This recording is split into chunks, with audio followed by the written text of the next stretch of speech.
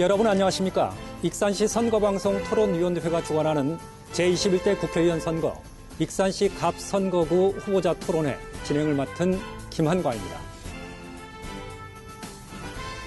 전주 MBC는 이번 주 목요일까지 매일 이 시간에 앞으로 4년간 일할 국회의원을 뽑는데 유권자 여러분의 선택을 돕고자 선거관리위원회의 후보자 토론회를 생중계합니다. 오늘 토론회는 중앙선거방송 토론위원회 홈페이지 등을 통해서도 다시 보실 수 있습니다. 후보자는 공직선거법 기준에 따라 3분이 나왔는데요. 좌석은 사전에 추첨으로 결정했습니다. 추첨 순서에 따라 저와 가까운 왼쪽부터 후보 소개합니다. 기호 1번 더불어민주당 김수흥 후보입니다. 안녕하십니까. 더불어민주당 익산 갑 국회의원 후보 김수흥입니다. 예, 기호 2번 미래통합당 김경안 후보입니다. 기호 2번 김경안 후보입니다. 예, 기호 3번 민생당 고상진 후보입니다. 안녕하십니까. 기호 3번 민생당 고상진입니다. 예, 좌석 추첨 결과가 공교롭게도 기호 순서와 같은데요. 다들 만족하시죠? 네. 예. 오늘 유익한 토론 기대하겠습니다. 예, 그럼 본격적인 토론에 앞서 진행 방식을 설명하겠습니다. 오늘 토론은 공약 발표, 개별 질문, 공통 질문과 주도권 토론으로 진행합니다. 모든 질문과 답변은 시간이 정해져 있습니다. 후보자들은 정면에 있는 모니터를 보면서 정해진 시간 안에 답변하면 됩니다. 예, 토론의 의미가 퇴색하지 않도록 상호 비방이나 인신 공격은 삼가주길 당부합니다. 그럼 제21대 국회의원 선거 익산시 갑 선거구 후보자 토론회를 시작하겠습니다. 예, 먼저 후보자들의 출마 이유를 듣는 기조연설입니다. 순서는 김수흥 후보부터인데요. 시간은 1분 30초입니다. 존경하고 사랑하는 익산 시민 여러분, 전북 도민 여러분, 코로나19 사태로 인해 얼마나 고생이 많으십니까? 대한민국 국민 모두가 커다란 어려움을 겪고 있습니다. 정부는 코로나 극복을 위해 모든 수단을 동원하고 있습니다. 우리 국민의 저력으로 볼 때 이를 슬기롭게 극복하리라 확신합니다. 21대 총선이 9일 앞으로 다가왔습니다. 문재인 정부에서 첫 번째 국회의원 선거입니다. 이번 선거는 대한민국의 미래를 결정하는 매우 중요한 선거입니다. 또한 전북은 물론 익산의 운명이 걸린 선거이기도 합니다. 이 어려운 시기에 문재인 대통령에게 힘을 모아줍시다. 존경하는 익산 시민 여러분, 지금 익산은 심각한 위기 상황에 직면해 있습니다. 인구가 급격히 감소하고 있습니다. 뭔가 확실한 해결 방안이 나오지 않으면 소멸 위기에 직면할 것입니다. 오늘 토론회는 훌륭하신 두 후보님과 함께합니다. 어느 분의 공약과 정책이 익산의 변화와 발전을 위해 필요한지 검증하는 자리입니다. 지켜봐 주시고 저 김수흥을 응원해 주시기 바랍니다. 감사합니다. 예, 이어서 김경안 후보 1분 30초입니다.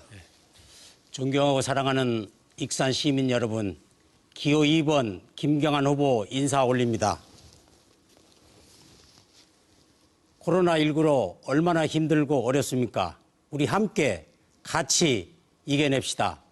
피폐한 익산 경제, 골목 상권, 소상공인, 중소기업이 줄 도산하고 있습니다. 이 김경안은 반드시 익산 경제를 살려내겠습니다. 우리 익산은 천년 고도이며 역사, 문화, 예술, 관광, 교육이 어우러진 도시입니다.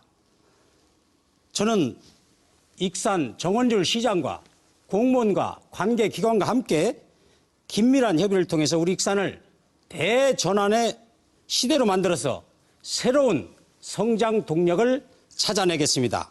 그래서 우리 익산을 살기롭고 풍요로운 도시로 만들어내겠습니다.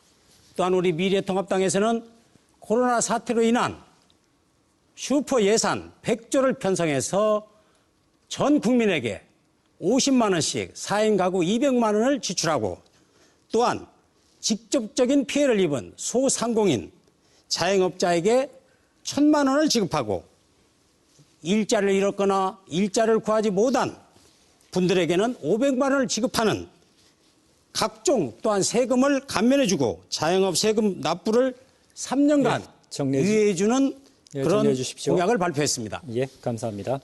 마지막으로 고상진 후보 역시 1분 30초입니다. 존경하는 익산 시민 여러분, 기호 3번 고상진입니다. 가뜩이나 어려운 경제 상황인데 코로나19 사태까지 겹치면서 우리의 몸과 마음, 무엇보다도 주머니가 꽁꽁 얼어붙었습니다. 이 위기를 우리가 모두 함께 지혜와 힘을 모아 극복해 나가야 할 것 같습니다. 오늘은 참 뜻깊은 날입니다.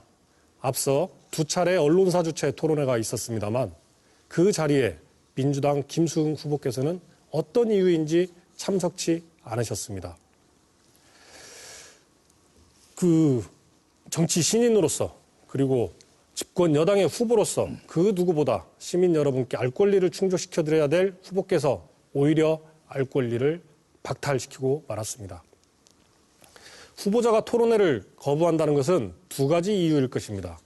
지역 현안에 대한 이해가 부족하거나 또는 감추고 싶은 개인 신상이 있거나, 하지만 이 2가지 이유 모두 선출직 공직자로서는 아주 치명적인 결격 사유라고 생각을 합니다. 어렵게 마련된 이 토론회에서 왜 김수흥 후보가 그동안 토론회를 기피 하였는지 그 이유를 명쾌하게 밝혀드리도록 하겠습니다. 그리고 저 고상진이 준비한 공약과 정책들에 대해서도 충실하게 설명을 드리도록 하겠습니다. 감사합니다. 예, 세 분의 기조 발언 잘 들었습니다. 예, 오늘의 첫 번째 공통 질문으로 본격적인 토론 시작하겠습니다. 잘 들어주십시오. 마을 비료 공장에서 배출된 유해 물질 때문에 주민 수십 명이 암에 걸린 장전마을 집단 암 발병 참사, 우리 사회에 큰 충격이었습니다. 행정과 정치권에서는 늑장 대처와 무관심으로 국민적 질타를 받기도 했는데요. 책임 있는 해법은 무엇이고 또 앞으로 이 같은 환경 재앙이 되풀이되지 않도록 할 방안 밝혀주십시오. 답변 시간은 1분입니다. 김경한 후보의 답변부터 듣겠습니다. 먼저 장전마을 주민들께 그동안 고통 속에서 약 18년 동안 위로의 말씀을 드립니다. 지자체나 정부가 진심 어린 사과와 함께 재발 방지 대책을 내놔야 된다고 저는 생각을 합니다. 그동안 99명 분들 중에 22명이 암을 발생해서 14명이 사망하는 아주 안타까운 사건이 우리 지역에서 발생했습니다. 저는 이 보상 문제에 대해서도 산재법으로는 저는 안 된다고 생각을 합니다. 그래서 국회에 들어가면 반드시 피해 구제법을 만들어서 재발 방지 대책과 보상을 확실하게 함으로써 그나마 장점 주민들의 마음을 어우를 수 있는 그런 사항이 되지 않을까 이렇게 생각을 하고 있습니다. 예, 계속해서 고상진 후보입니다. 네, 먼저 우리 장전마을 주민 여러분께 심심한 위로의 말씀을 드리겠습니다. 행정과 정치의 부존재 사이에서 발생된 인재가 분명합니다. 중앙정부와 지방자치단체에서 과실을 인정하고 사과를 했습니다. 이제 신속한 사후 보상 또는 배상 절차가 이루어질 수 있도록 역할을 해야 될 것 같습니다. 아울러서 토양과 지하수 오염 실태를 파악해서 혹시 있을지 모를 2차 피해에 대한 부분도 면밀히 따져봐야 될 것 같습니다.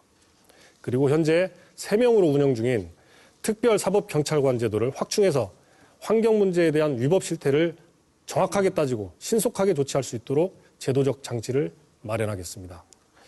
국가의 방치로 인한 국민의 환경권 침해에 대해서 모범적인 피해 회복과 치유의 선례를 남기는 사례가 되도록 하겠습니다. 예, 잘 들었습니다. 마지막으로 김수흥 후보입니다. 저 역시 장전마을 주민들께 심심한 위로의 말씀을 드립니다. 장전마을의 집단 암 발병은 대한민국의 비극이자 이해할 수 없는 환경 참사입니다. 17분이 사망하고 17분이 암 환자로 치료 중입니다. 2006년부터 주민들이 죽어가기 시작했고 살려달라고 애원했는데 정치권과 행정은 외면했습니다. 지금은 치유와 대책이 필요합니다. 전라북도와 익산시에서 환경 개선 사업을 하면서 주민들에 대해 간접 지원을 하고 있습니다. 제가 국회의원이 되면 정세균 총리를 만나서 장전마을에 대한 근본적인 대책을 요구하고 필요하면 장전마을을 방문해서 사과토록 하겠습니다. 민관군 합동으로 감시체계를 구축하는 게 앞으로의 참사를 막는 길이라고 봅니다. 예, 감사합니다. 말씀하신 대로 꼭 이루어지기를 기대하겠습니다. 이번에는 후보자들의 주요 공약을 들어보겠습니다. 공약은 매니페스토 5대 원칙이죠.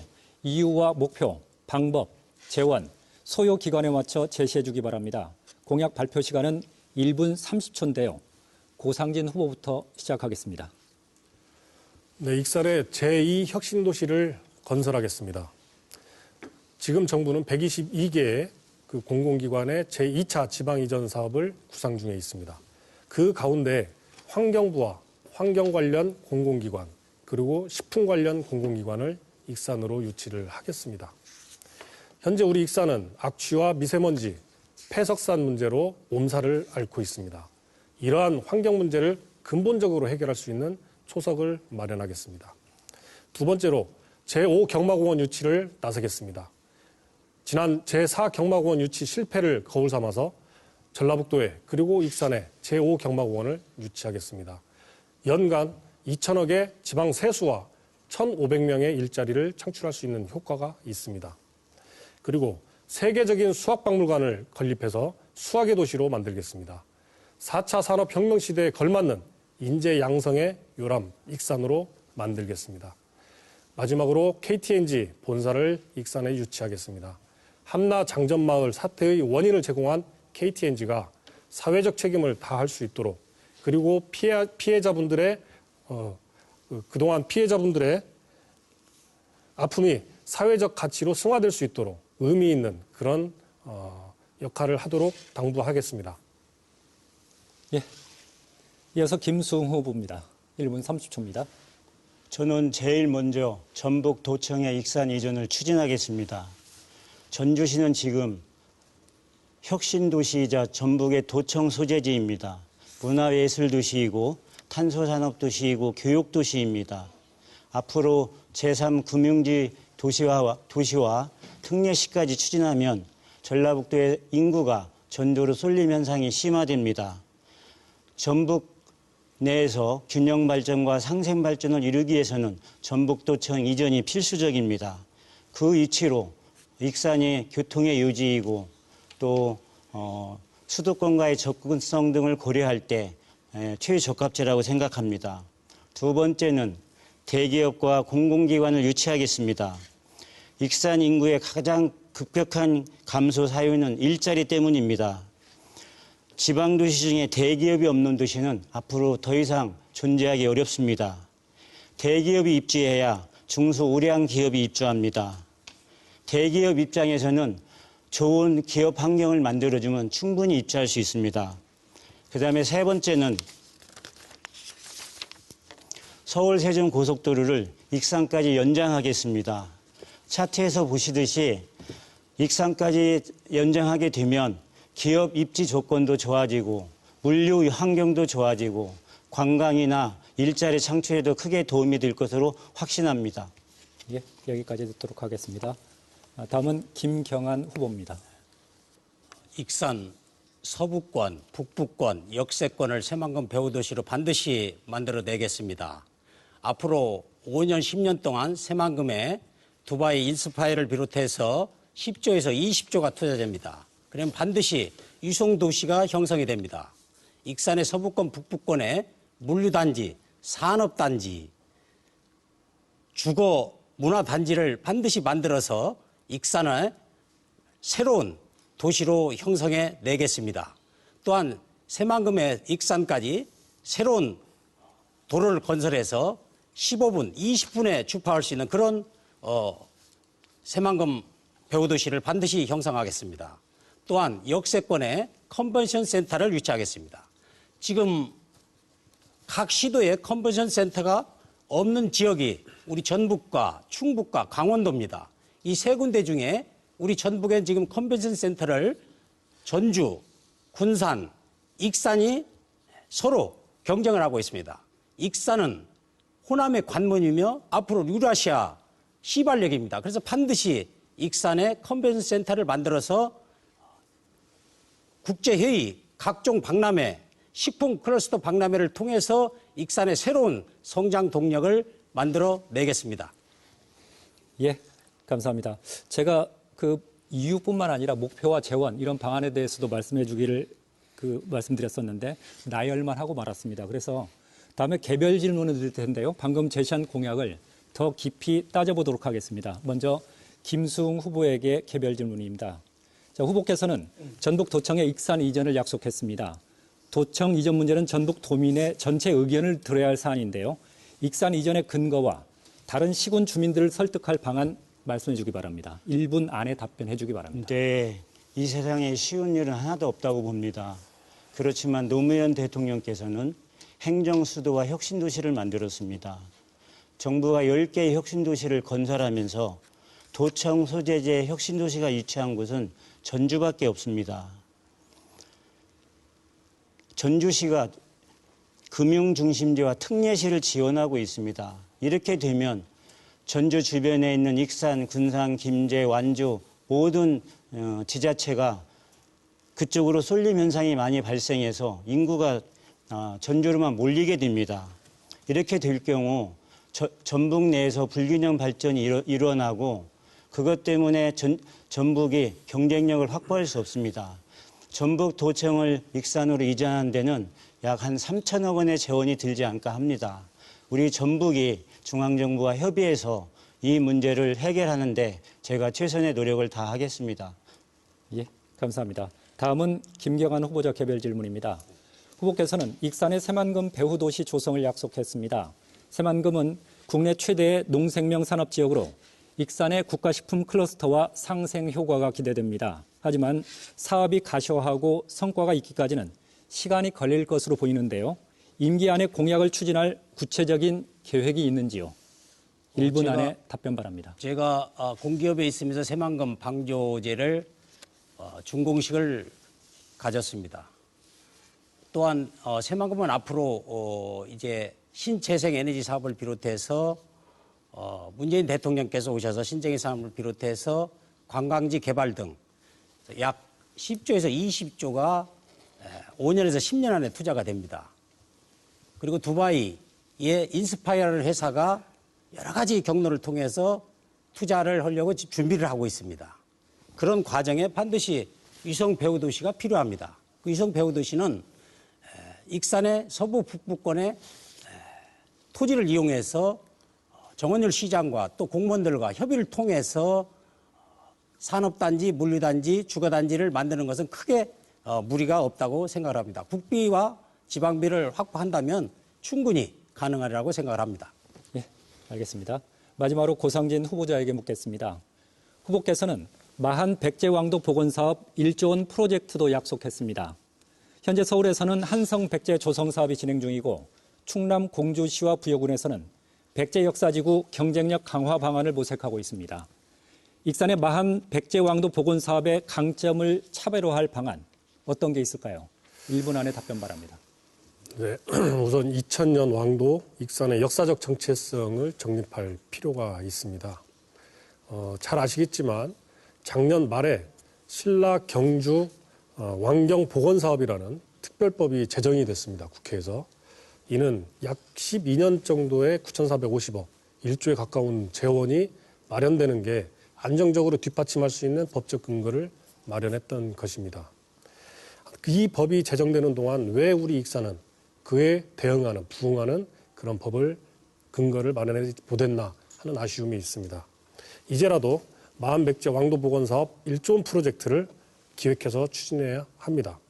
마한백제 역사 유적의 발굴과 복원, 정비 사업을 통해서 역사, 문화, 관광, 콘텐츠 산업화로 신성작 동력원으로 확보할 수 있겠습니다. 예, 끝인가요? 예, 그렇습니다. 성실한 답변 고맙습니다. 예, 다음 순서는 첫 번째 주도권 토론입니다. 각 후보자는 모두 3차례 질문할 수 있는데요. 특정 후보한테만 질문해서는 안 되고요. 정책 질문으로만 제한하도록 하겠습니다. 방식은 1분 질문에 1분 답변입니다. 필요에 따라 사회자가 직접 개입할 수도 있습니다. 다 방식은 이해하셨죠? 예. 그러면 질문 시작하도록 하겠습니다. 먼저 김경환 후보 질문으로 시작합니다. 질문은 총 3번이고요. 질문 1분, 그리고 답변 1분이라는 것 꼭 기억해 주십시오. 먼저 김수홍 후보께 질문을 드리겠습니다. 그동안 익산의 이춘석 후보께서 익산 예산 7천억, 또 홀로그램 사업 약 1,800억, 많은 예산을 확보했습니다. 이춘석 후보께서 이번에 여러 가지 경선을 통해서 우리 김수홍 후보께서 이 자리에 오셨는데, 이춘석 후보께서 만약에 이번에 후보로 되셨으면 사선으로 아마 우리 호남의 중진이고 또 당의 대표 또 각종 장관까지 갈 수 있는 그런 역량 있는 인물인데 이번에 실패를 하셨는데, 앞으로 우리 김수홍 후보께서 초선으로 들어가서 과연 이런 일들을 해낼 수 있을지 의문이 갑니다. 여기에 대해서 좀 말씀을 해 주시기 바랍니다. 예, 1분 답변해 주십시오. 김경환 후보께도 잘 아시겠지만 의정 활동은 초선 때 가장 열심히 합니다. 그리고 성과는 재선 때 가장 많이 냅니다. 어떻게 보면 3선 때는 정치인의 꽃이라 할 수 있는 위원장직을 맡게 됩니다. 그리고 4선이 되면 대부분 의원들은 국회 요직에서 벗어나 있고 전반적으로 의정 활동에는 그렇게 활동적이지 않습니다. 저 같은 경우 제가 초선이 되면 제가 국회에서 30년 가까이 근무했습니다. 예산이나 입법이나 정책 결정에 있어서 저만큼 잘하는 사람이 없습니다. 제가 예산 경제 전문가입니다. 제가 초선 의원으로서 국회에 입문해서 익산 시민들 실망시키지 않고 대한민국 발전, 익산 발전에 헌신의 노력을 다하겠습니다. 지켜봐 주시면 큰 성과를 보실 것입니다. 감사합니다. 예, 김경환 후보 두 번째 질문해 주십시오. 네. 또 제 질문해도 되는 겁니까? 예, 제 질문해도 상관없습니다. 대신에 마지막 한 번 질문은 고상진 후보를 향해 합니다. 네, 알겠습니다. 네, 고상진 후보께 드리겠습니다. 고상진 후보는 제2혁신도시, 경마공원 유치 등 아주 좋은 공약들을 많이 내놨습니다. 경마공원 유치에 대한 입장은 어떤 것이고, 또 제2의 혁신도시면 우리나라 이 혁신도시가 약 20년 걸려서 됐습니다. 과연 익산의 제2혁신도시를 어떻게 유치할 것인지 이렇게 말씀해 주시기 바랍니다. 2009년도로 제가 기억을 합니다만 제4경마공원이 그때 마사회에서 추진을 하고 있었습니다. 그때 이제 우리 전라북도 정읍도 유치 경쟁에 뛰어들었습니다만 여러 가지 정치적 이유 때문에 마지막에 무산이 되고 말았습니다. 그래서 현재 제4경마공원은 경북 영천에 조성이 되고 있습니다. 그래서 현재 과천, 부산, 제주 그리고 영천 이렇게 4개의 경마공원이 앞으로 가동되고 있거나 또는 가동될 예정에 있습니다. 그래서 충청 호남권에는 아직까지도 경마공원이 없습니다. 가장 인접 가능한 그리고 접근성이 뛰어난 우리 익산이 경마공원 유치에 최적지라는 부분에 있어서는 자타가 공인하고 있습니다. 연간 지방 세수 2천억에 일자리 1,500개 이런 사업은 반드시 우리 익산에서 유치를 해야 된다고 생각을 합니다. 마찬가지로 제2혁신도시 나중에 기회가 되면 또 말씀을 드리도록 그렇게 하겠습니다. 예, 김경환 후보 마지막 세 번째 질문을 하십시오. 김수홍 후보께서 아까 초선 때 가장 활동적으로 일을 한다 이렇게 하셨는데 우리 김수홍 후보께서는 국회만 근무를 해서 큰 그림은 못 그리시는 것 같아요. 예를 들어서 집권당의 당대표 되시고 장관을 하시고 하면은 그만큼 이 지역의 익산 발전에 큰 획을 기울 텐데 아쉽다는 말씀을 드리면서 두 번째 질문을 드리겠습니다. 도청 유치 아주 좋은 겁니다. 우리 익산에 도청을 유치한다면 얼마나 익산의 교통의 도시로서 전부 물류 도시로 또 새만금의 배후 도시로 다 갖추는 겁니다. 근데 우리 김승수 전주시장께서 충분히 실현 가능하고 검토해 볼 만한 공약이라고 격려했다고 이렇게 시사펀치에서 말씀을 하셨는데 정말로 김승수 시장께서 충분히 실현 가능하고 검토해 볼 만한 공약이라고 이렇게 격려를 정말 하셨는지 아니면 다른 말씀을 하셨는데 정확한 좀 이야기를 듣고 싶습니다. 예, 김승 후보 1분간 답변하실 수 저는 있습니다. 다른 후보자들께서 전북도청 익산 이전이 어렵고 마치 불가능한 공약처럼 얘기하시는 것에 대해서 도저히 이해할 수 아닙니다. 없습니다. 그렇게 이야기 안 했습니다. 들어오면 예. 좋다고 이야기했습니다. 예, 오시면 그건 잘못 말씀하시는 거예요. 아니, 예. 다른 후보들께서 다른 그렇게 후보? 말씀을 예, 예. 하시더라고요. 예. 그래서 우리는 힘을 합치면 어려움도 같이 나누고 고통도 같이 나누고 또 그러면서 극복해 나갈 수 있습니다. 누구나 자신감을 갖고 일을 해야죠.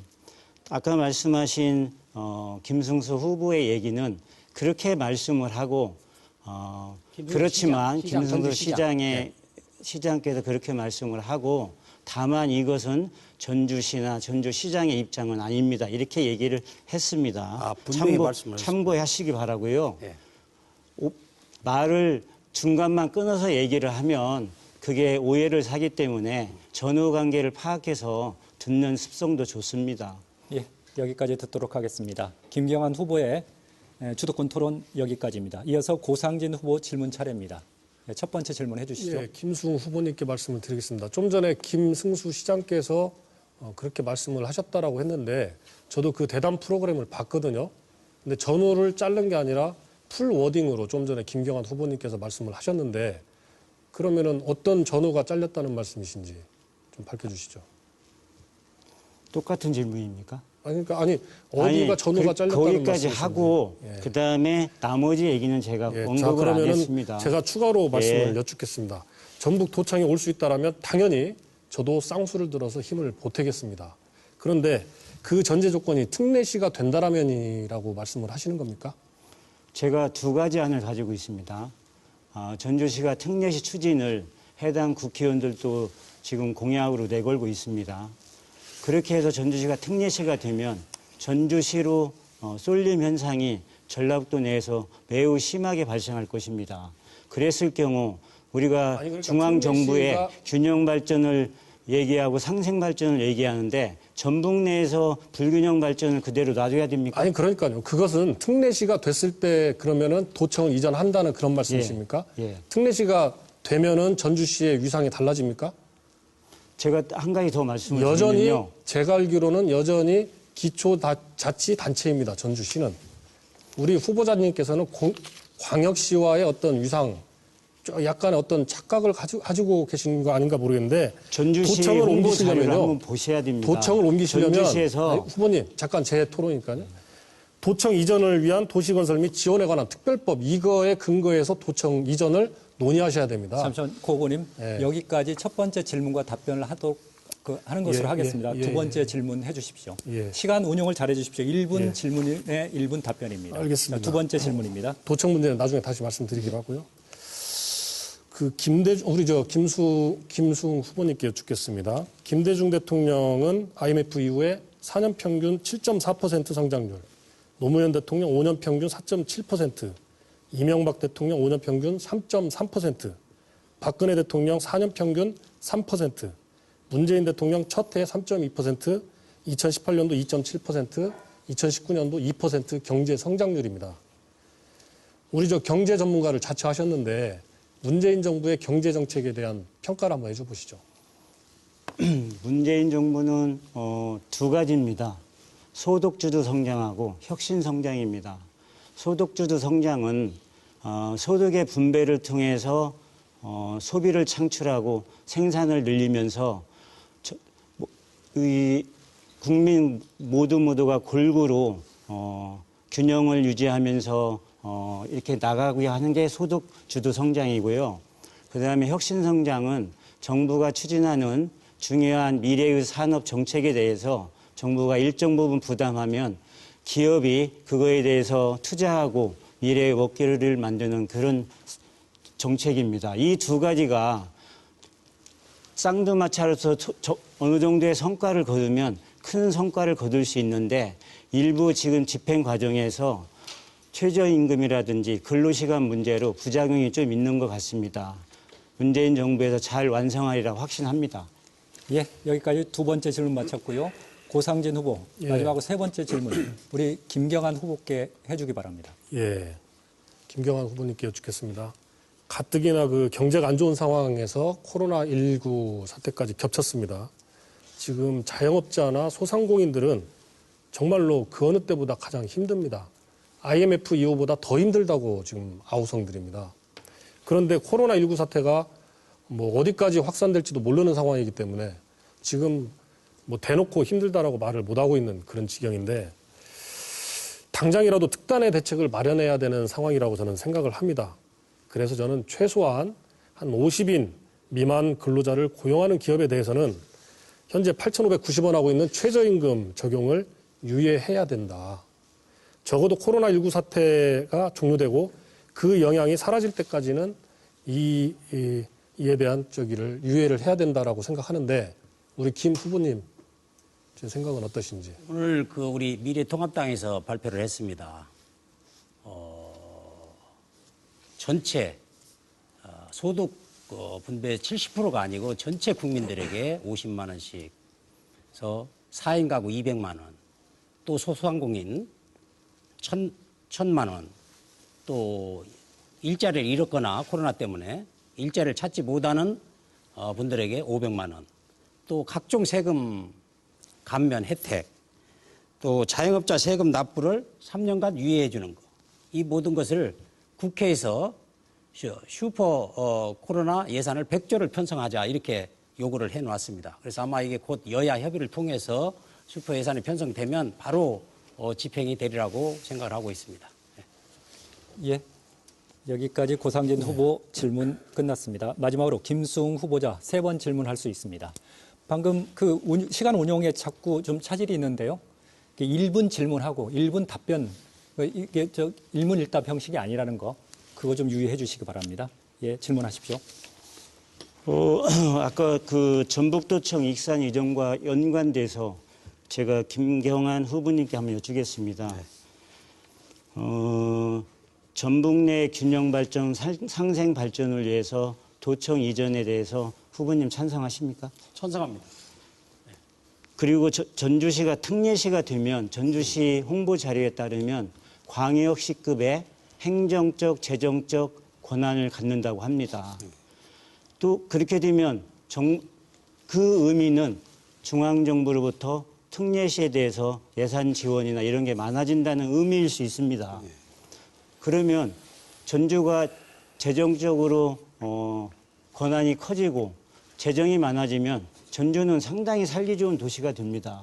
그렇게 환경이 좋아지면 누구나 전주로 가고자 합니다. 네, 이렇게 제가 추진하는 정책에 대해서 적극적으로 협력하실 거죠? 협력하기 이전에 이 특례시가 지금 법 제정 개정을 정동영 의원께서 발의하는 걸로 알고 있는데 지금 100만에서 50만 원을 해서 이게 그 법이 먼저 국회에서 통과가 돼야 되겠고요. 통과가 되면 반드시 여러 가지 부수적인 법안이 또 따르겠죠. 그러다 보면 반드시 저는 도청을 익산으로 유치된다고 생각을 하고 있습니다. 왜냐하면 익산이 우리 호남의 거점뿐이 아니고 천년 고도입니다. 또 역사적으로 새만금이 바로 15분, 20분 거리에 있습니다. 그럼 반드시 익산에 전북 도청이 들어와서 새로운 성장 동력을 만들어내야 된다는 것이 저희 생각이고요. 그래서 먼저 이건 법 제정이 이루어져야 이게 도청을 익산으로 옮기는 것이 빠르게 진행되지 않을까 저는 이렇게 보고 있습니다. 제가 고상진 후보께 질문하겠습니다. 전북도청의 익산 이전에 대해 찬성하십니까? 가능하다면 당연히 찬성을 하죠. 가능하다면. 이 세상에 가능하지 않은 일이 있을까요? 그 가능한 부분은 후보자님께서 제시를 하셔야 된다라고 생각합니다. 제가 막연하게 충분히 제시를 했지 않습니까? 아니요, 막연하게 특례시가 안 된다라고 돼서 하면은 무엇도 할 수 없다라는 전북 내 말씀은 불균형 발전이라든가 상생 발전에 저해가 되면 균형 발전을 위해서 전북 도청을 이정해야 됩니다. 그리고 저는 두 번째 제 공약으로 전북도청 이전이 전제가 되는 특례시가 안 될 경우 전북도청 2청사를 익산 구도심에 유치해야 된다고 봅니다. 왜 그러냐면 전북도청 내 농축산식품국, 건설교통국, 그다음에 새만금 지원단, 대의협력국, 농식품연구원 이런 것들은 익산과 매우 유사성이 있습니다. 그래서 그 대안으로 전북도청 이천사를 익산으로 이전하는 것에 대해서 어떻게 생각하십니까?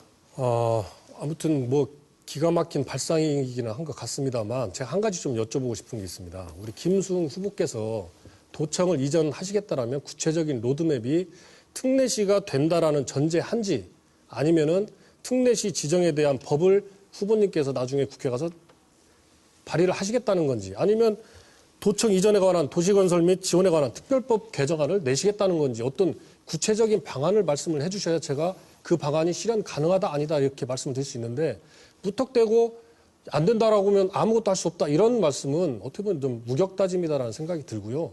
지금 정부 안에서는 오해하시는 겁니다. 아니요. 그게. 정부 안에서는 특례시 지정에 대한 요건으로 100만 이상을 따지고 있습니다.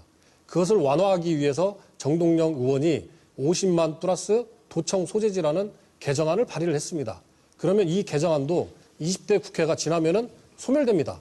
그럼 국회 가셔가지고 후보님께서 어떤 방식으로 특례시 지정을 재추진하겠다는 건지 그런 말씀을 해주셔야지 예, 부탁대고 여기까지 하시는 듣도록 것은 제가 볼 하겠습니다. 때는 아니 제가 김승우 후보 국회에서 마지막 세 번째 질문하십시오. 국회에서 30년 가까이 근무했는데 입법 과정이 필요 없이 특례시 지정이 되겠습니까?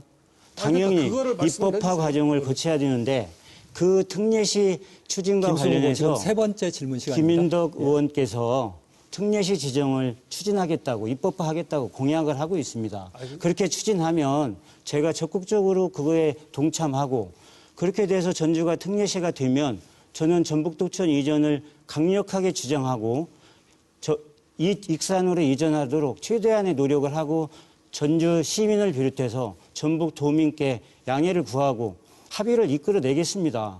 그게 제 로드맵이고 그런 과정에 아까 말씀드렸던 예산이 뭐 3천억이 든다, 1,500억이 든다. 제가 구체적으로는 안 뽑아봤지만 전체적인 범위를 볼 때 1,500에서 3천억 정도 들 겁니다. 그렇게 해서 익산으로 이전하면 익산에 일자리도 생기고 구도심도 정비되기 때문에 제가 강력히 추진하는 질문 공약입니다. 여기까지 듣도록 하겠습니다. 지금 김승우 후보 질문은 누구한테 한 겁니까? 논쟁을 한 겁니다, 지금. 예, 그럼 제가 조금 그러면 답변을 답변해 드리겠습니다. 주십시오. 예. 제가 만약에 국회에 가면 특례시 지정에 대한 부분을 별도로 발의를 하겠습니다. 지금처럼 뭐 50만 플러스 도청 소재지가 아니라 50만 인구 기준으로 해서 특례시 지정을 추진하는 그런 법안을 발의하겠습니다. 그 그렇게 이후에 되면 도청을 이전하도록 그렇게 하겠습니다. 그렇게 되면 그것도 하나의 방안인데요. 저는 정동영 안이 합리적이라고 봅니다. 정동영 안은요, 제가 생각할 때는 절대 그 안이 통과가 되면 도청을 이전할 수가 없습니다. 아니요. 그건 지정 요건이지 지정 요건이 완료가 되면 다음에는 다른 요건으로 이전하기 때문에 지금 고상진 아무런 후보 문제가 계속해서 없습니다. 답변해 주십시오. 예. 20초 남았습니다. 아무튼 뭐 저 또한 전북 도청이 익산으로 온다라면 당연히 쌍수를 들어 환영을 하면서 저도 힘을 보탤 것입니다. 예. 예, 여기까지 듣도록 하겠습니다. 후보들의 토론 열기가 점차 달아오르고 있는데요. 여러분은 지금 익산시 선거방송 토론위원회가 주관하는 제21대 국회의원 선거 익산시 갑 후보자 초청 토론회를 보고 계십니다.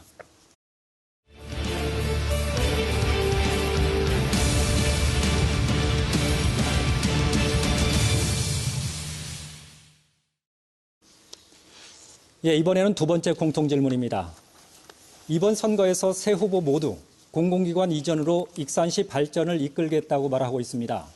전라북도의 1차 공공기관 이전 어떻게 평가하는지요? 그리고 2차로는 공공기관을 익산으로 이전하겠다는 공약인데 어떤 묘책을 가지고 있습니까? 밝혀주시죠. 답변 시간은 1분입니다. 고상진 후보자부터 답변하십니다. 네, 문재인 정부가 현재 제2차 공공기관 지방 이전 사업을 기획하고 있습니다.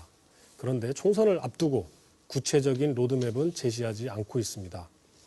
아마 총선 이후에 유불리를 따져가지고 그 기획을 추진할 것 같습니다. 그런데 일각의 우려는 2차 공공기관 지방 이전 사업이 1차 공공기관 지방 이전 사업에 따른 혁신도시가 형성된 곳을 중심으로 추진될 것이다 하는 그런 우려 섞인 말들도 있습니다. 이런 상황에서 우리 익산이 선제적으로 나서서 2차 혁신도시를 만들어서 공공기관 이전을 흡수를 해야 될 것 같습니다. 과거에 공공기관 이전, 혁신도시는 지방균형발전이라는 가치를 위해서 추진됐습니다만 결국에는 부익부 빈익빈 양극화를 더 심화시켰습니다. 그중에서 우리 전라북도가 많이 소외됐습니다. 2차 혁신도시를 만들어서 공공기관 이전을 적극 수용하겠습니다. 예, 감사합니다. 김수흥 후보입니다. 1분입니다. 정부가 혁신도시 10개를 만들면서 지역 균형 발전과 지역의 일자리 창출에 굉장히 큰 효과를 냈습니다.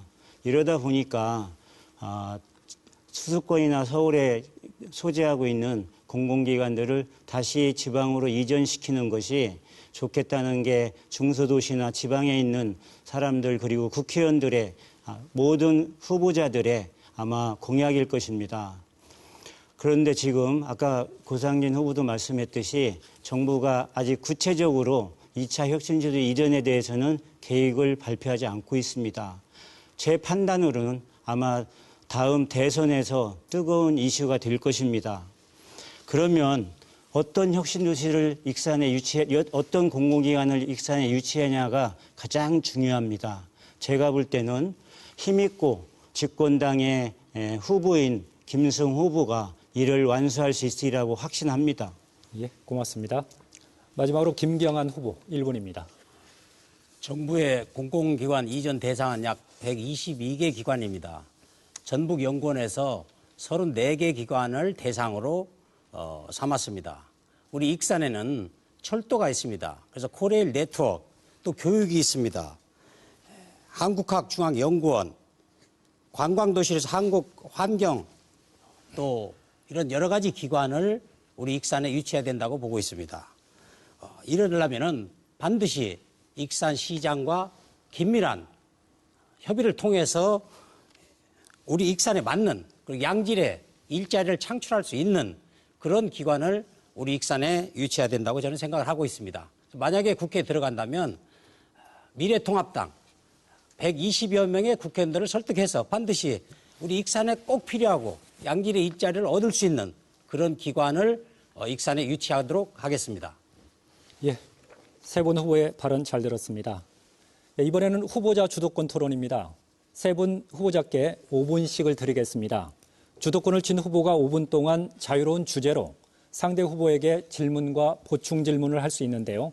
토론이라는 점을 유념해서 꼭 상대의 답변 시간을 보장해 주십시오. 특히 인신 공격이나 비방 발언은 삼가주기를 거듭 당부합니다. 그럼 순서에 따라 김수흥 후보 먼저 5분의 주도권 드립니다.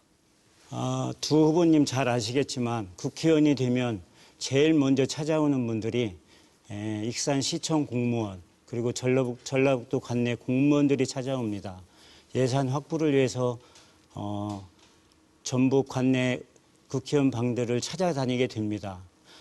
그러면 국회의원은 그 예산 확보를 위해서 많은 노력을 하게 됩니다.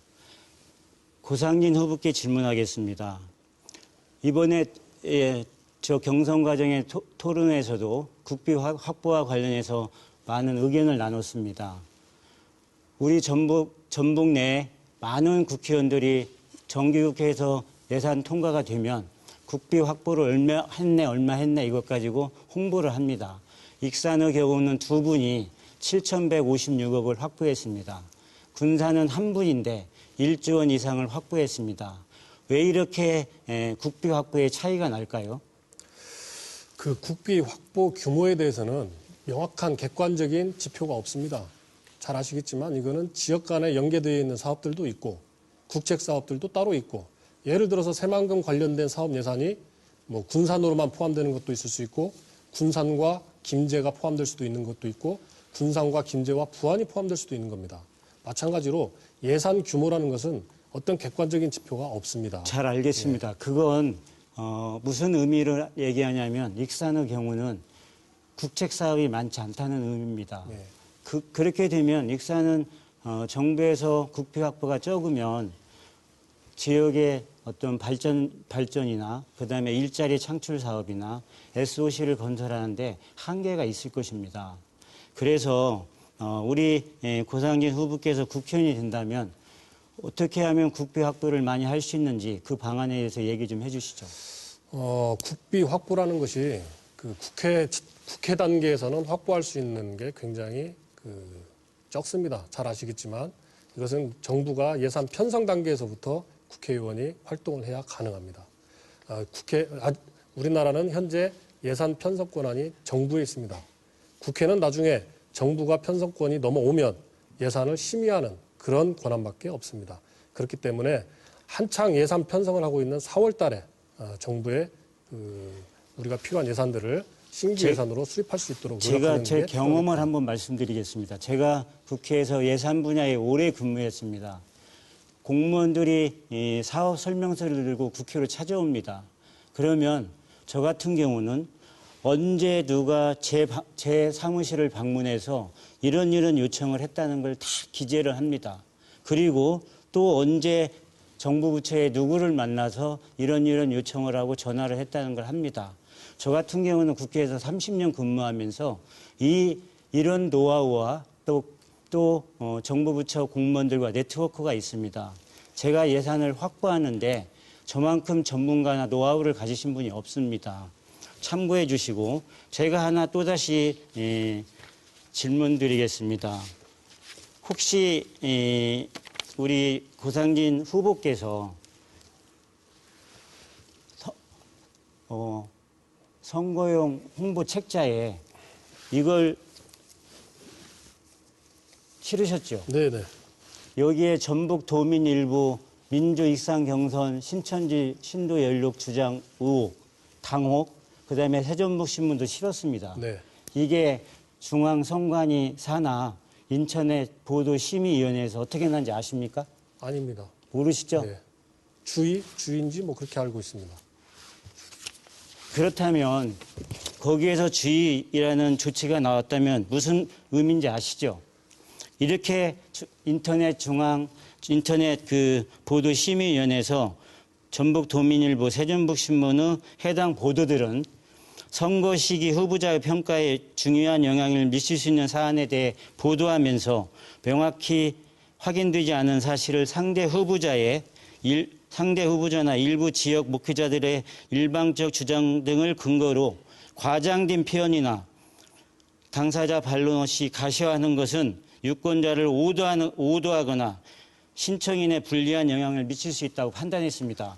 이거 다시 다 수집해서 그거는 조금 뭔가 잘못 알고 계시는데요. 홍보할 생각 아니요. 없습니까? 이 보도 자체가 취소되거나 정정 보도가 이루어졌다라면 후보자님 말씀이 맞습니다. 하지만 인터넷 그 심의위원회에서도 분명히 이 부분에 대해서는 정정 보도 여기까지 명령이 듣겠습니다. 내려지지 않았습니다. 다음 토론 기회를 이용해 주시기 바랍니다. 다음 주도권은 김경환 후보입니다. 역시 시간은 5분입니다. 국회의원이 예산만 많이 가져온다고 해서 진정한 국회의원이 아닙니다. 국회의원은 국가를 위해서 입법 활동을 제대로 해야 됩니다. 국민의 삶의 질을 향상시키는 그런 역할을 해야 됩니다. 그런데 우리 김수호 후보께서는 예산의 전문가다. 글쎄요, 예산은 국회에서 제가 보는 김수호 후보는 입법고시를 합격해서 국회에서만 한 30년 근무를 하셨습니다. 그리고 다른 분야, 예를 들어 예산 편성권은 정부가 있는데 기재부나 정부에서 예산 편성을 해서 국회에 넘기는데 그런 과정에 정말 어떤 역할을 할 수 있을까 그런 것도 의문이 갑니다. 그래서 이 국회의원이라는 것은 정말로 국가를 위한 국민을 위한 그런 의정 활동을 해야지 꼭 예산 편성을 가지고 이걸 예산을 많이 확보함으로써 그 유능한 국회의원이다. 그건 진짜 아니, 제가 말씀하시니까 그건 그렇고요. 그리고 아까 또 군산 그게 말씀하셨는데 군산은 새만금 예산이 많이 들어가 있습니다. 새만금 우리 백령대계의 먹거리를 생산하는 새만금입니다. 그래서 저는 새만금에 반드시 유성도시와 배후도시로 익산을 만들면 익산도 그 많은 예산을 투자할 수가 있습니다. 그런 과정에 우리 김수홍 후보께서는 역할을 할 수가 있죠. 예산 전문가니까. 그렇지만 국회의원이라는 것은 그런 단수적으로 그렇게 예산만 확보해서 훌륭한 국회의원이다. 이것은 정말 앞으로 지향돼야 될 그런 국회상입니다.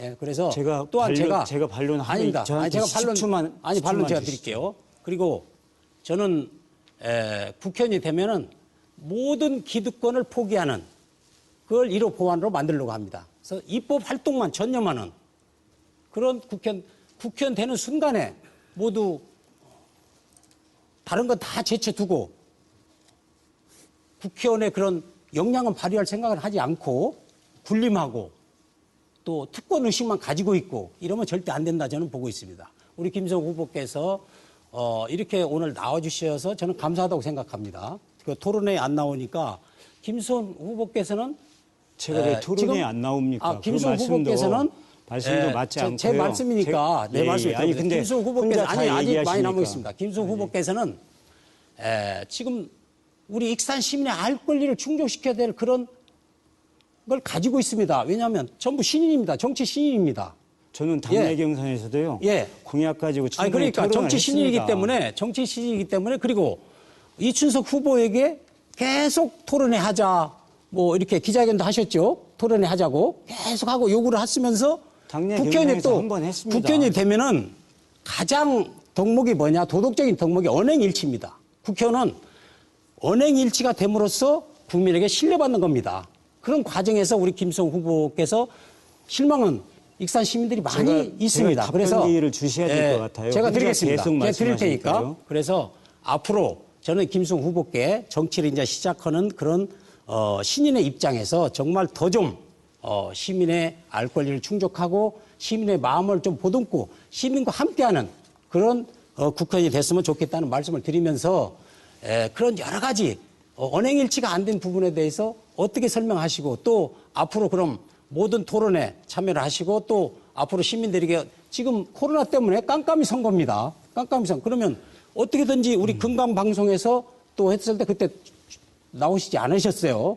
그때. 그래서 저는 신이기 때문에 저희들보다 더 많이 나와서 시민들에게 알 권리를 답변 시간 충족해야 된다고 합니다. 그래서 그 부분에 대해서 답변해 주시기 바랍니다. 예. 국회의원은 두 가지로 활동합니다. 입법 활동과 예산 심의 활동입니다. 이런 활동을 하는 과정에 대한민국 국회의원 모두는 국가를 먼저 생각하고 그 다음에 자기 지역을 생각할 것입니다.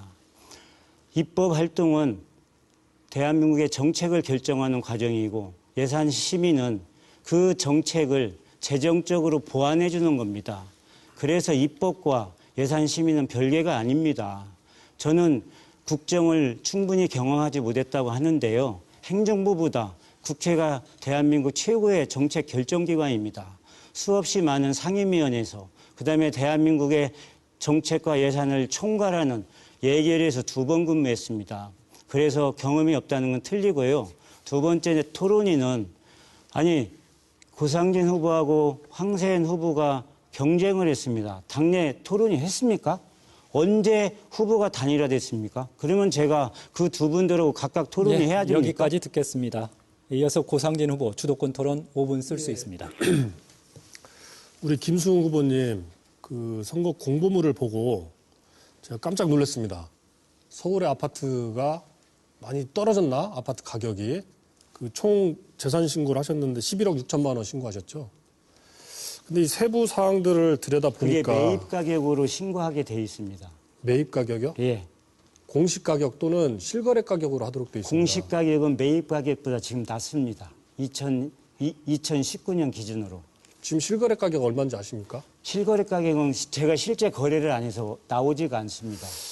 그 뭔가 좀 착각하고 계신 것 같은데요. 본인이 착각하고 계십니다, 지금. 아무튼 이건 나중에 제가 다시 한번 또 확인을 해서 말씀을 드리도록 하겠습니다. 항상 상대방의 어떤 재산이나 상대방의 어떤 아니 정규적 이것은 활동에 제가 본 거니까요. 그거 제가 잘못 본 보신 거니까. 겁니다, 지금. 나중에 다시 한번 다음 토론회 때 말씀을 드리고요.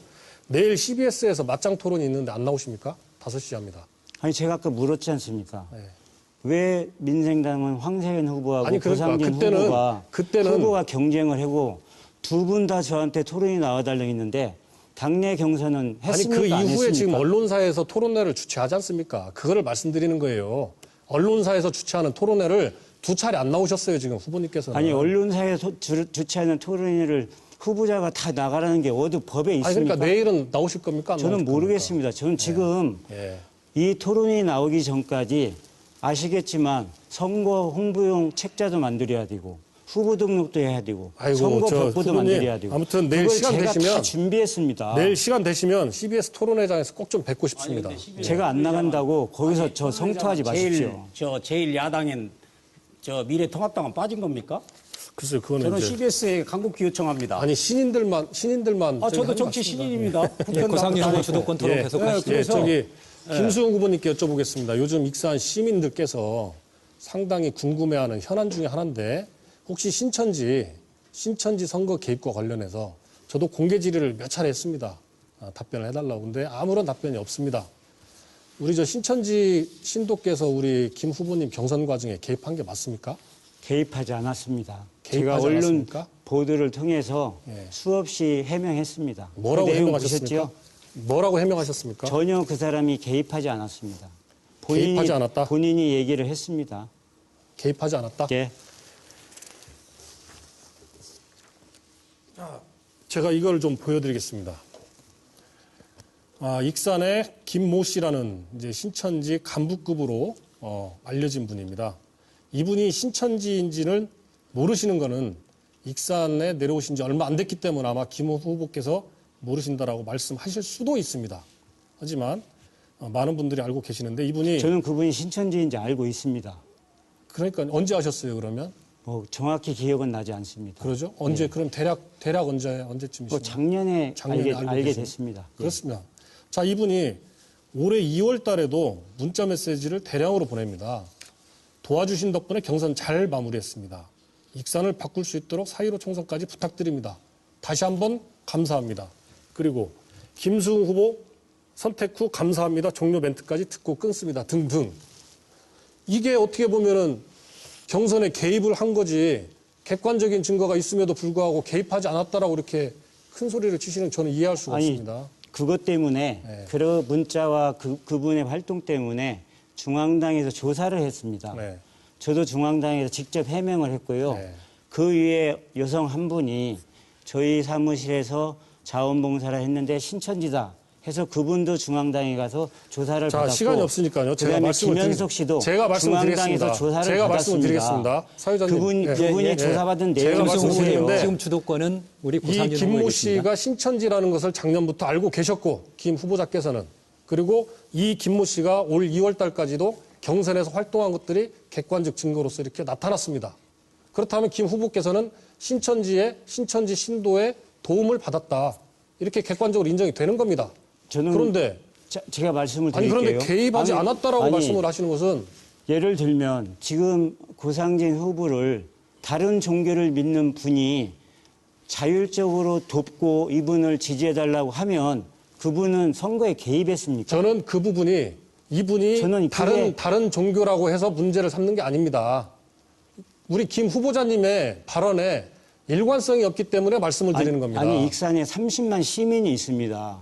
어느 분은 저한테 가까이 와서 돕는 분도 있을 수 있고 어느 분은 본인이 자율적으로 그러면 도울 수 깨끗이 있습니다. 그렇게 인정을 하시고. 그분은 자율적으로 도왔습니다. 자, 그럼 예, 여기까지 듣도록 하겠습니다. 5분의 토론 시간이 이렇게 짧다는 생각을 갖게 하는 건 참 오랜만이고요. 그만큼 토론의 열기가 지금 달아오르고 있는데요. 잠시 세 번째 공통 질문으로 시켜가도록 하겠습니다. 올해 국가식품 클러스터의 국가 예산은 395억 원으로 전년보다 83% 증가한 역대 최대 규모입니다. 이와 함께 맞춤형 투자 유치 활동으로 분양률은 53.6%를 기록했습니다. 이렇게 착실하게 여건을 갖춰가고 있는 익산의 식품 산업을 활성화하고 지역 기업과 상생 발전하기 위해서 어떤 노력이 필요할까요? 답변 시간은 1분입니다. 이번에는 김경환 후보자부터 답변하시겠습니다. 익산 식품 클러스터는 신성장 동력 사업으로 키워내야 합니다. 네덜란드의 노틀담 항은 유럽의 식품을 약 70%를 장악하고 있습니다. 우리 새만금의 배후도시, 식품 클러스터와 배후도시와 새만금이 연계하면 반드시 익산 식품 클러스터는 성공할 것입니다. 또한 하림에서 내년까지 약 8천억을 투자한다고 했습니다. 그동안 중소기업이 33개가 들어왔습니다만은 크게 성장하지 못했습니다. 이제 하림 같은 대기업이 이제 들어오기 시작하고 또 하림에서 세계 유수의 기업과 MOU를 체결해서 같이 들어온다면 반드시 식품 클러스터는 성공하리라고 확신합니다. 그래서 익산에 새만금 배후도시를 형성하고 식품 클러스터와 또 새만금과 삼각 크레트를 형성한다면 익산은 식품 클러스터가 성장 동력 사업으로 반드시 이끌어가게 될 것이라고 확신하고 있습니다. 예. 감사합니다. 고상진 후보는 어떤 방안이 있을까요? 예, 국가식품클러스터는 기업의 기술 개발과 생산활동 지원에 필수적인 R&D 기업 지원 시설을 다양하게 갖춰가고 있습니다. 특히 중국 등 세계 시장을 대상으로 입주 기업의 고품격 먹을거리를 생산해서 새만금 트라이포트 완성으로 물류비 절감 등 입주 기업의 경쟁력이 제고될 수 있는 여건이 마련되고 있습니다. 기업 지원 시설이 완료되면 입주 기업 입장에서는 별도의 연구개발비 투자 없이 기술 개발을 통한 국내외 경쟁력을 갖추는 기업으로 성장할 수도 있습니다. 아울러 서울과 익산 1시간 거리, 또 익산에서 새만금의 지리적 여건 등을 감안했을 때 KTX 역세권과 연계한 2단계 국가식품클러스터 사업을 조속히 추진해 나가야 할 것 같습니다. 이상입니다. 예, 감사합니다. 마지막으로 김승우 후보입니다. 익산에 소재한 국가식품클러스터의 성공은 전라북도와 익산 시민의 하나의 소망입니다. 그런데 막상 분양을 해보니까 분양률도 낮고 입주 기업도 별로 많지 않습니다. 현재 고용률도 한 900명 정도 됩니다. 그러다 보니까 많은 분들이 왜 대기업 하나 국가식품 클러스터에 입주시키지 못하냐는 게 익산 시민들의 일반적인 얘기입니다. 대기업이 입주할 수 있는 기업 환경이 조성이 돼야 됩니다.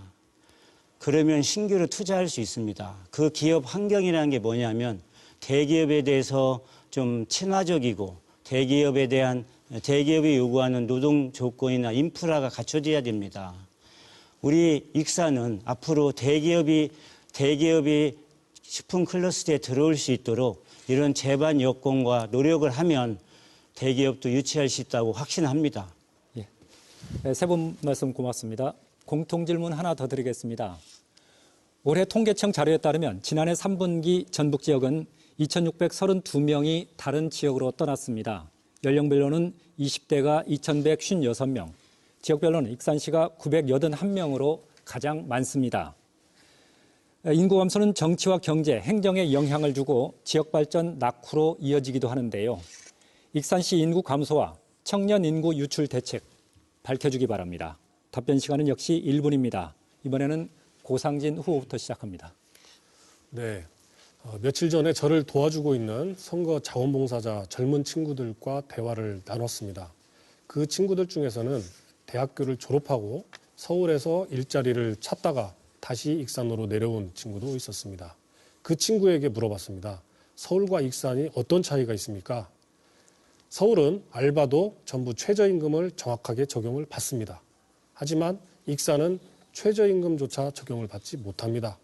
그러다 보니 점주께서는 알바를 고용하기를 기피하시고 그러다 보면 일자리가 더 줄게 됩니다. 갈수록 어려워지는 게 지방 경제의 현실인 것 같습니다. 그래서 저는 앞서 말씀드린 대로 최저임금 적용에 대한 부분을 지역별로 차등적으로 적용을 해야 된다. 일자리가 많이 넘쳐나는 곳과 일자리가 없는 곳에 대해서는 그 현상을 적절하게 유지시켜서 적용시킬 필요가 있다고 생각을 합니다. 예, 고맙습니다. 다음은 김수흥 후보입니다. 인구가 유출되는 것은 일자리 때문입니다. 그리고 중산층이 익산을 떠나는 것은 교육 환경이나 생활 환경이 익산이 수준이 낮기 때문입니다. 저는 최선의 대책은 일자리 창출을 위해서 대기업과 공공기관을 유치해야 합니다. 그런데 쉽지만은 않습니다. 대기업이 유치되면 중소기업은 자동적으로 따라옵니다. 몇몇 분들은 강한 중소기업 유치하는 게 대기업보다 낫다고 하는데 절대 그렇지 않습니다. 그래서 제가 국회의원이 되면 익산처럼 낙후된 도시에 대기업이 들어올 수 있는 기반을 만들기 위해서 낙후도시 지원에 관한 특별법을 발의하려고 합니다. 거기에 신성장 산업에 대해서는 낙후도시에 우선적으로 배치하게 되면 대기업이 들어옵니다. 그러면 중소기업이 옵니다. 양질의 일자리가 만들어집니다. 젊은이들이 넘쳐납니다. 소비가 늘어납니다. 예, 감사합니다. 마지막으로 김경환 후보입니다. 예. 우리 방금 하나 짚고 넘어갈 게 있습니다. 우리 김수호 후보께서 익산의 교육 수준이 낮다 이렇게 말씀을 하셨는데 익산은 호남의 명문사 원광대학교가 있습니다. 이런 부분에 대해서는 다시 한번 좀 짚도록 하겠습니다. 전라북도 인구 감소율이 약 2.9%인데 익산만 4.9%로 익산이 아주 높습니다. 그 익산은 여러 가지 인프라를 다 갖춰 있으면서도 불구하고 인구 유출이 많은 것은 양질의 일자리, 교육 이런 부분에 시스템 전환이 안 돼 있게 그런 겁니다. 그래서 저는 앞으로 이런 부분에 대해서 정원열 시장을 비롯해서 관계기관과 긴밀히 협의를 통해서 양질의 일자리, 교육 창출을 통해서 우리 익산에 인구를 유입시키는 그리고 새만금 배우 도시로서 교육 수준을 높이는 그런 익산으로 만들어내겠습니다. 예, 감사합니다.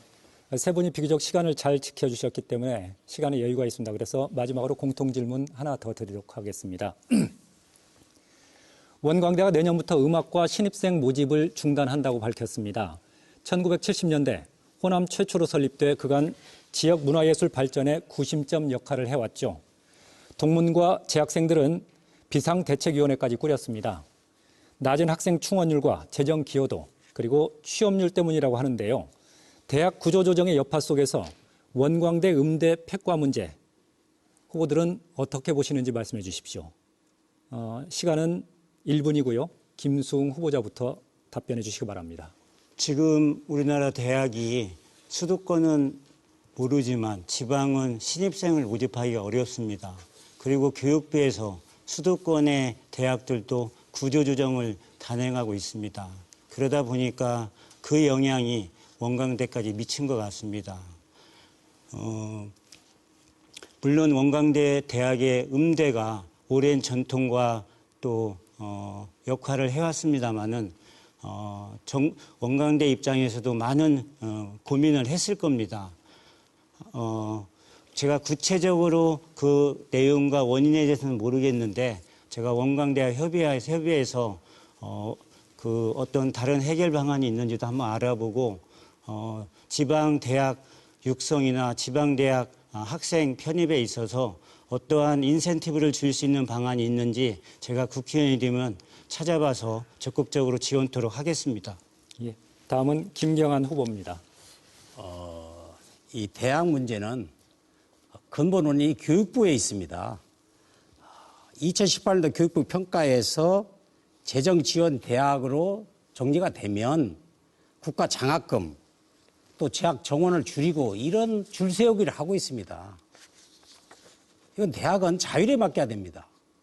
근데 정부는 이런 줄 세우기를 하면서 재정을 압박하고 있습니다. 왜 폐과를 하냐면 그 평가에 취업률이 들어갑니다. 예술대학은 취업이 안 됩니다. 그래서 이런 부분에 대해서 예술대학 부분에 대해서는 평가를 제해해 줘야 됩니다. 그래야 제대로 된 예술을 만들어내고 하는 건데 이걸 교육부에서 계속 그런 식으로 평가를 하는 겁니다. 또 서울대학교는 1년에 약 7천억이 정부에서 투자가 됩니다. 이래 지방대학은 뭐 70억도 투자가 안 되는 대학이 많습니다. 그래서 이건 잘못된 그런 교육부 정책을 바로잡아야 된다고 저는 생각을 합니다. 예. 마지막으로 고상진 후보입니다. 네, 원광대학교 음악과의 폐과는 참으로 가슴 아픈 일입니다. 우스갯소리가 있습니다. 벚꽃이 피는 순서대로 대학이 없어질 것이다. 그러니까 남쪽부터 서울에서부터 수도권으로부터 더 먼 대학부터 구조조정이 될 것이다라는 어떤 자조 섞인 그런 표현입니다만 이게 우리 현실로 다가오는 거 아닌가 하는 그런 엄중함도 느낍니다. 기초학문에 대한 폐과보다는 저는 기본적으로 우리가 4차 산업혁명 시대에 맞는 그런 학과 조율이 필요하다. 학과 통폐합이 먼저 필요하다라고 생각을 합니다. 옛날처럼 기초학문이 쭉 가는 게 아니라 여러 과들, 이공계와 인문계 또 예술계가 합쳐지는 융합학과들을 이 구조조정을 통해서 보다 경쟁력 있는 그런 학과를 재배열하는 게 우선적인 순서가 될 것이다라고 생각을 합니다. 예, 말씀 고맙습니다. 예, 약속한 시간이 다 됐습니다. 아쉽지만 오늘 토론은 여기서 줄이겠습니다. 다음은 마무리 발언입니다. 발언 시간은 1분인데요. 기조 발언의 역순입니다. 예, 고상진 후보자 먼저 시작하겠습니다. 사랑하는 익산 시민 여러분, 토론회 잘 보셨습니까? 우리는 지금 12년 동안 타던 차를 바꾸려고 하고 있습니다. 어떤 차로 바꾸시겠습니까? 지금 타는 차보다 연식도 더 오래되고 성능도 떨어지고 연비도 나쁜 차로 중고차로 바꾸시겠습니까?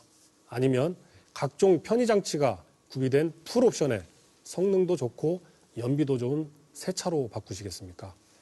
저 고상진은 익산 발전을 위한 새 차가 돼서 싱싱 달리겠습니다.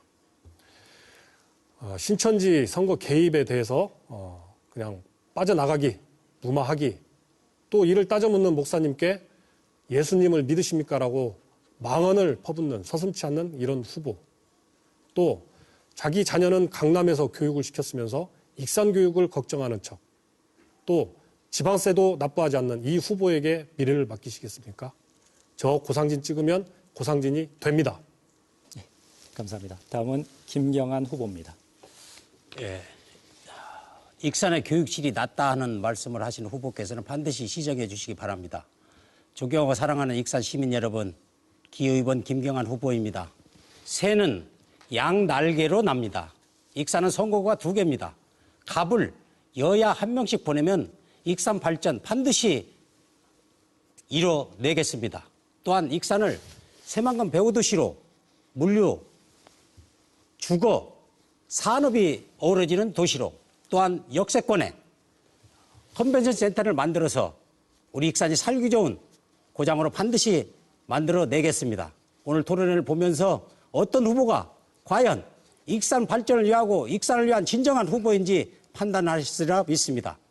새 후보 중에 정말 익산을 사랑하고 익산을 아끼고 익산을 위한 후보에게 소중한 한 표 한 표를 몰아주실 것을 간곡하게 호소드립니다. 감사합니다.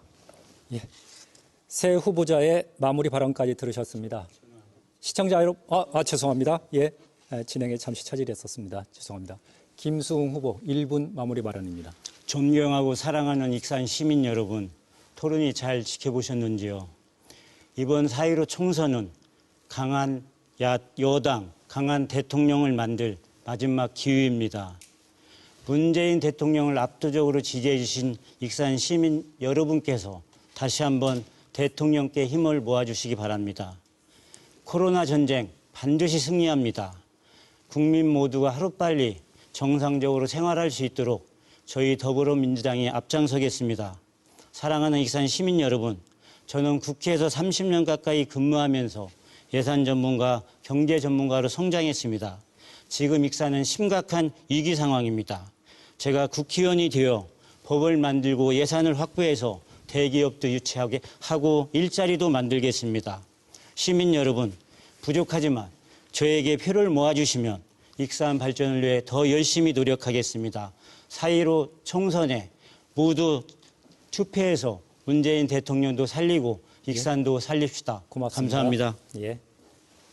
시청자 여러분, 제21대 국회의원 선거 익산시 갑 선거구 후보자 토론회 어떻게 보셨습니까? 오늘 토론회가 후보들을 평가하는 데 유익한 시간이었길 바랍니다. 바로 이어서 제21대 국회의원 선거 익산시 갑 선거구 후보자 방송 연설회가 이어집니다.